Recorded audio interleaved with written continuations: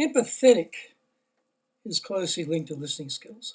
Taking the viewpoint of the other person is difficult if we don't know what that viewpoint is.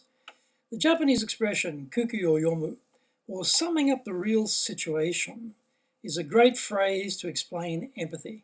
What is being said is important, but more often what isn't being said is where all the insights are buried.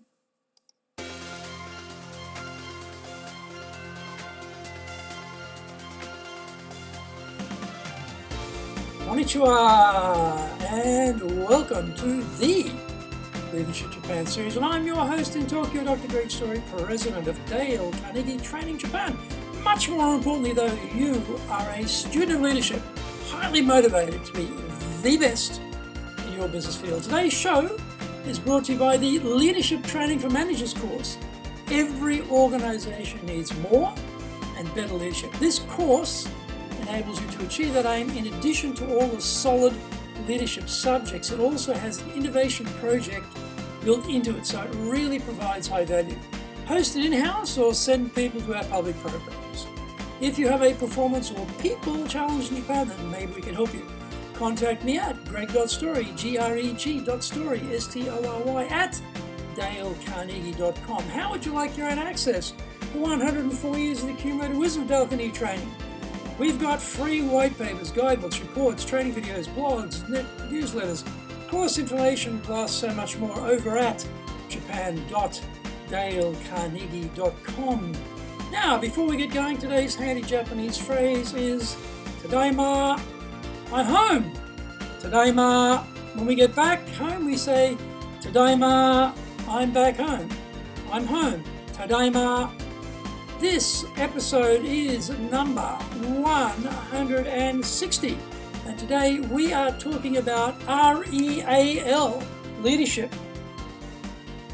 We love acronyms. Our workplaces are thriving with them, such that we can hold extended conversations composed entirely of seemingly impenetrable codes. They are handy though, and this one, REAL, real, is short and serviceable to describe best practice leadership attributes. It's always good to combine evidence with pontification. This summary of the great and the good tendencies amongst leaders is based on recent survey research we did in the USA. We asked what respondents thought leaders needed to be more successful. We're in the process of rolling this survey out globally. The REAL acronym is composed of these key elements: R, reliable; E, empathetic; A, aspirational; and L, learner. Now, reliable is an obvious choice, and though much upheld in principle, tends to break down in practice. Managing upwards is a buzzword for describing how to deal with one's boss. It used to be called sucking up to the boss to get ahead. In the latter case, it means taking all the glory for yourself, Teflon-like blaming others for mistakes, and stepping on the bodies of your staff to elevate your own brilliant career. Reliable, however, is an attribute that leads to trust only when the staff observe that what is said is actually done, that promises are kept, and that their own personal development is being given a high priority. What's in it for me is a common human frailty. Bosses who keep this in mind when making sure the organization and individual goals of their staff are aligned get more loyalty and more accomplished. Misunderstandings do arise, usually traced back to poor communication. Much more work needed here. Empathetic is closely linked to listening skills. Taking the viewpoint of the other person is difficult if we don't know what that viewpoint is. The Japanese expression kuki o yomu, or summing up the real situation, is a great phrase to explain empathy. What is being said is important, but more often, what isn't being said is where all the insight is buried.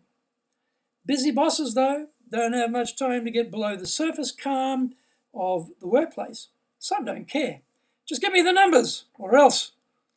Using our position power produces up to a point, but we miss out on a lot of creative potential as the opportunity cost.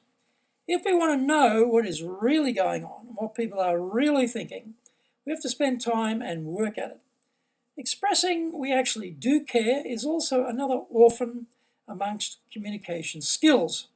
Successful bosses have good awareness and confidence to communicate they really do care about their people. A is for aspirational. This reflects ideas about grasping the bigger picture, hovering above the melee of the everyday to see the vision being realized far on the horizon. It means communicating beyond this quarter's goals and placing each individual's role in terms of their contribution to the bigger goal. The framed glass protects the vision statement, ceremoniously hung on the wall. While it may not fade in the sunlight, it fades in the collective memory. No one can recite it, let alone live it, so it is as meaningful as the flower arrangement on the reception desk. Pleasant enough idea, but ephemeral. The leader has to inject the ideas and concepts involved into terms that resonate with each person individually. This takes time, which is why so few organizations get any return on their investment in their vision statement. L for learning gets nods of approval, but many executives have had 1 year experience 30 times rather than 30 years of experience. Their views are still locked away in a mental vault for which they have lost the key. Too busy to learn, busy working in their business rather than on their business. They're up to date on Facebook, but way behind where the industry is headed and where their company needs to go. Well informed, yet ignorant, because they lack perspective and acuity. If we aren't prepared to permanently kill our darlings, our favorite ideas and concepts, we must be prepared to risk falling behind, trampled by our competitors. How do we learn? We read what the leaders in our industry have to say. We attend conferences which assemble the best minds on the subject. We get training and retrain on things we have learned in the past but have forgotten. We head off to executive programs at leading institutions to be exposed to fresh ideas and information. We look for relevant surveys of our industry or sector to provide some insight into future directions. We read broadly as well, looking for tangential inspiration to spark ideas in our minds about our own situations. We are not afraid to test things in our companies to see if there is a better way. That means tolerating a certain degree of failure in the messy process of innovation. REAL, another acronym heaven dweller, is easy to remember, and that at least is a start to actually realizing its power. We know all of these things. We just forget or get too busy to do them. We should change that.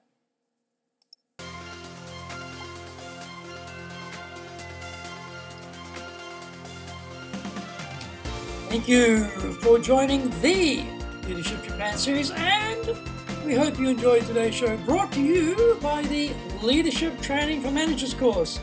As mentioned, if you have a performance or people challenge in Japan, then maybe we can help you. Contact me at greg.story, greg.story, S-T-O-R-Y, at dalecarnegie.com. Also, remember to access your Dale Carnegie training, free reports, white papers, guidebooks, training videos, blogs, newsletters, course information, plus much more. Go to japan.dalecarnegie.com.